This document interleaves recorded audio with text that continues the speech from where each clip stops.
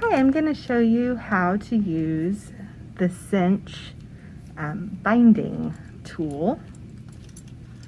Hi, today I'm going to show you how to use the Cinch binding tool. It's at the Collaboratory. It's pretty easy to use. You can, it will make holes for your project. So I have an example here. It's nice uniform holes for putting binding on, and so I'm going to show you how to use it. There are pegs here that are numbered, and depending on how big your project is, you can decide where you want the holes to start or stop. There's also a guide here. So I know that this is a 4 inches wide. And it'll actually say for 4 inches wide, pull peg number 8.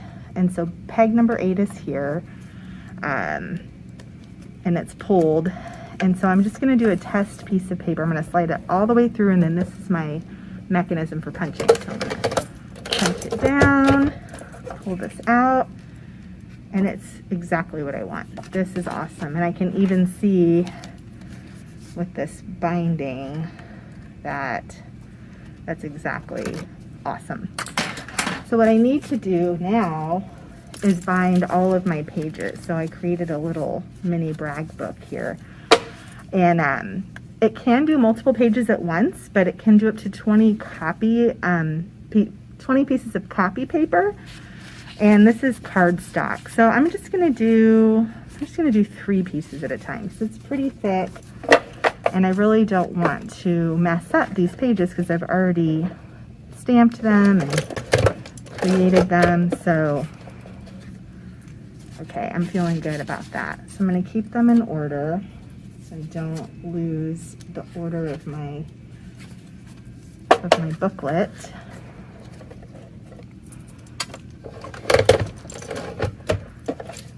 Oops. Uh-oh, I didn't go all the way through. Well, that's okay. I'm just gonna push again, see what happens.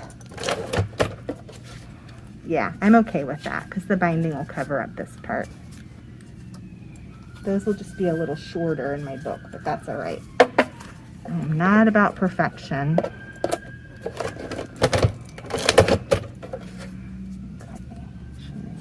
Those are upside down. Those are upside down. Just about making something fun and special and unique. Oops. So I accidentally moved this over, but this is my alignment tool. So you definitely want to make sure that that stays in place so that as you're punching, they're all going to be consistent. Looks good. And then this is my last page. Okay.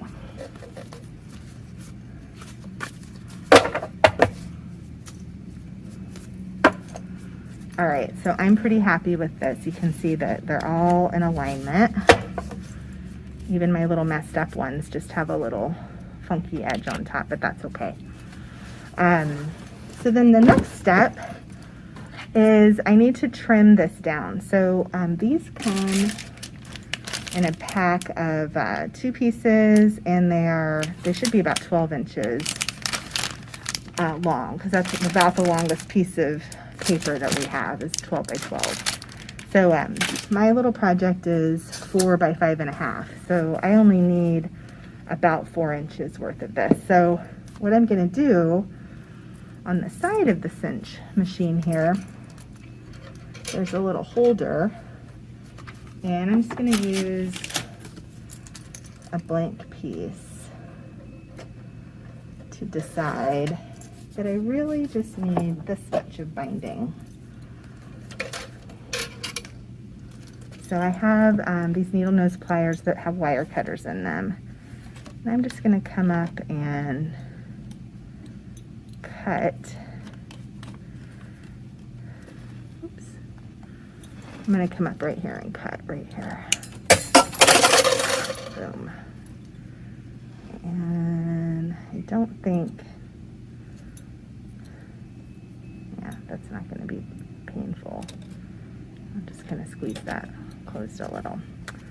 Okay, so I'm happy with that. I'm going to now get rid of this little extra piece and put this back on my tool.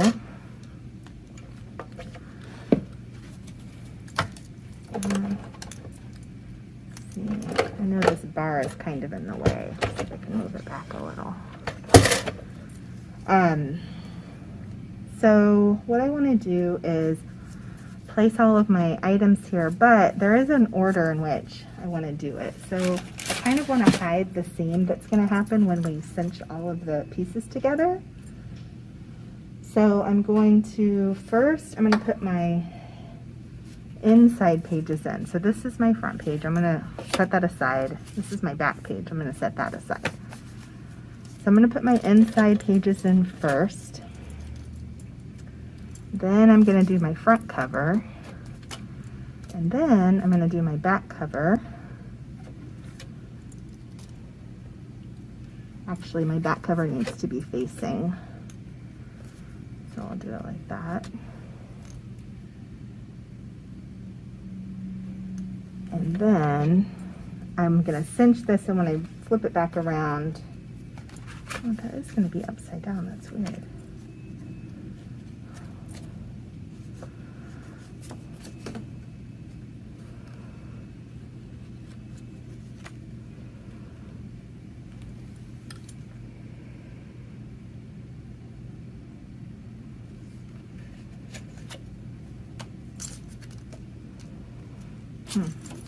Well, let me do it like this, I guess.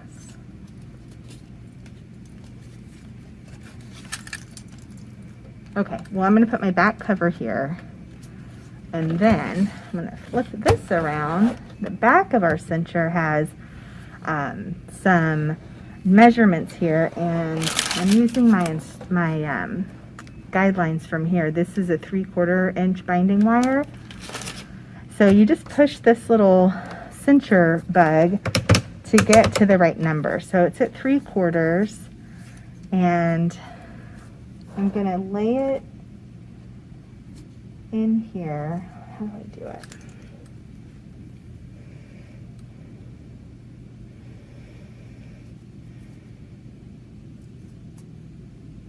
Opening of your binding wire flat against the body.